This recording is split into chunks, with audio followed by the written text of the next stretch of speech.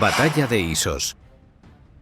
La batalla de Isos, librada en el año 333, es un episodio crucial en la historia militar y en la trayectoria del joven conquistador macedonio, Alejandro Magno. Este enfrentamiento directo entre las fuerzas de Alejandro y el Imperio persa, comandadas por el rey Darío III, marcó un punto de inflexión en la expansión del Imperio macedonio hacia el este y sentó las bases para las futuras conquistas que transformarían el mundo antiguo. La narración detallada de esta épica batalla ofrece un fascinante vistazo a las estrategias, los eventos y las consecuencias que dieron forma al destino del mundo mediterráneo y más allá. La batalla de Isos tuvo lugar en el contexto de las guerras persas, una serie de conflictos entre el imperio persa aqueménida y los estados griegos. Alejandro, quien había ascendido al trono de Macedonia en 336 a.C. Tras el asesinato de su padre, Filipo II, tenía ambiciones expansionistas que lo llevaron a lanzar una campaña militar hacia el este para vengar las invasiones persas de Grecia y para expandir su imperio. Al principio de su campaña, Alejandro logró asegurar la Grecia continental y sometió a las ciudades-estado rebeldes. Luego cruzó el Helesponto y se adentró en territorio persa, desafiando al poderoso rey Darío III y enfrentándose a un enemigo mucho más numeroso y con vastos recursos. Después de una serie de escaramuzas y maniobras tácticas a lo largo de la costa de Anatolia, las fuerzas de Alejandro y Darío finalmente se encontraron cerca de Isos, una ciudad costera en el actual sur de Turquía. Alejandro, consciente de estar en territorio enemigo y superado en número, optó por una táctica audaz y arriesgada: dividir su ejército en dos alas y enfrentar al enemigo en un terreno estrecho entre las montañas y el mar. Por otro lado, Darío había reunido un ejército masivo compuesto por infantería, caballería y carros de guerra, con la intención de aplastar a los macedonios y poner fin a la amenaza que representaba Alejandro para el imperio persa. La batalla comenzó con un enfrentamiento entre las fuerzas de vanguardia de ambos ejércitos.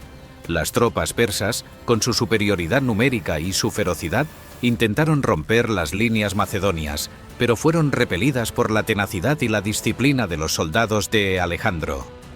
El momento crucial de la batalla llegó cuando las dos alas del ejército macedonio, lideradas por Alejandro en persona, avanzaron contra el flanco derecho persa.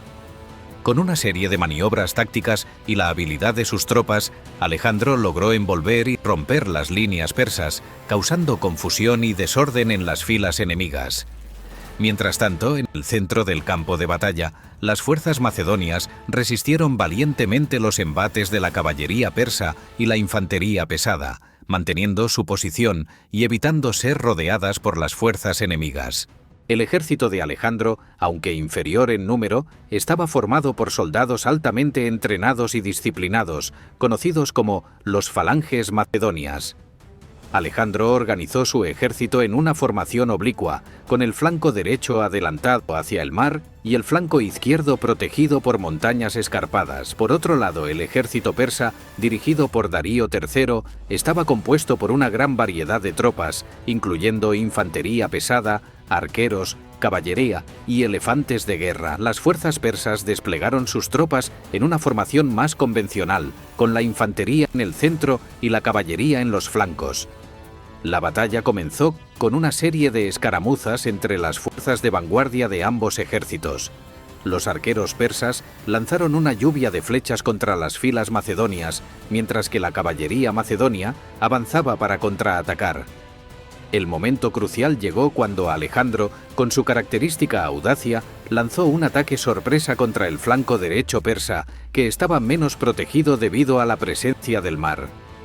Con un movimiento rápido y coordinado, las fuerzas macedonias lograron romper las líneas persas y causar confusión en sus filas. En medio del caos del combate, Alejandro dirigió personalmente la carga contra el flanco derecho persa, desafiando al mismo Darío en el campo de batalla. Su presencia en la línea del frente inspiró a sus soldados y sembró el pánico entre las filas enemigas. Alejandro, con su habilidad táctica y su destreza como guerrero, luchó valientemente en el corazón de la batalla, enfrentándose incluso a la guardia personal de Darío. Mientras el combate se intensificaba en el flanco derecho, las fuerzas macedonias en el centro y en el flanco izquierdo mantenían su posición contra los embates de la infantería persa y la caballería.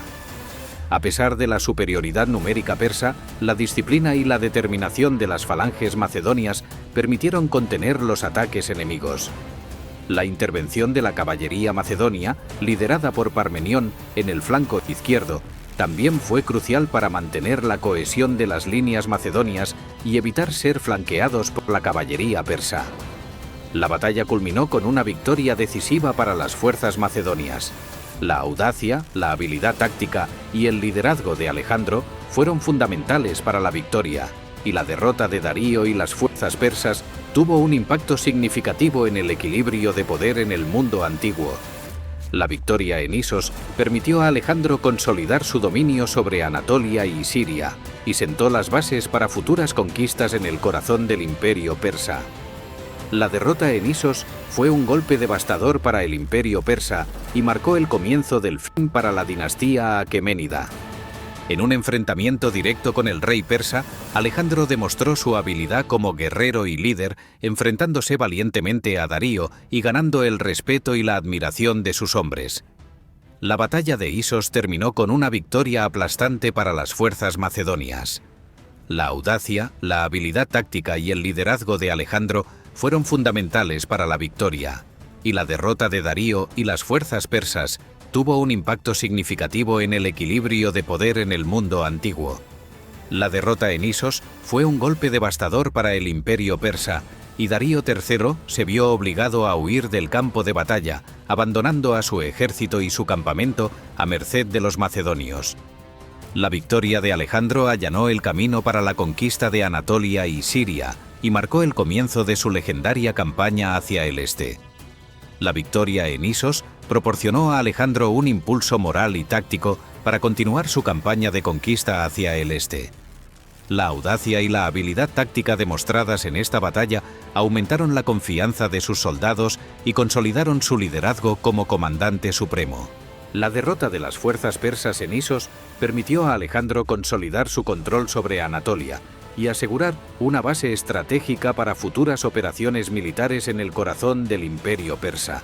La victoria en Isos atrajo a numerosos aliados y recursos a la causa de Alejandro, ya que las ciudades y los estados griegos comenzaron a verlo como un líder visionario capaz de desafiar el poder persa y expandir la influencia helénica en el este.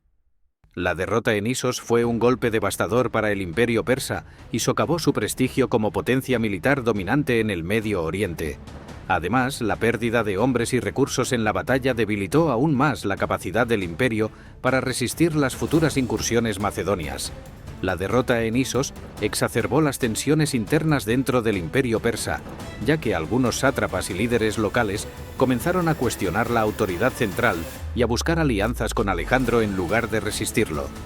La batalla de Isos marcó el comienzo de una serie de confrontaciones entre Alejandro y el imperio persa, que culminarían en la conquista de Persia por parte de Macedonia y la caída de la dinastía aqueménida.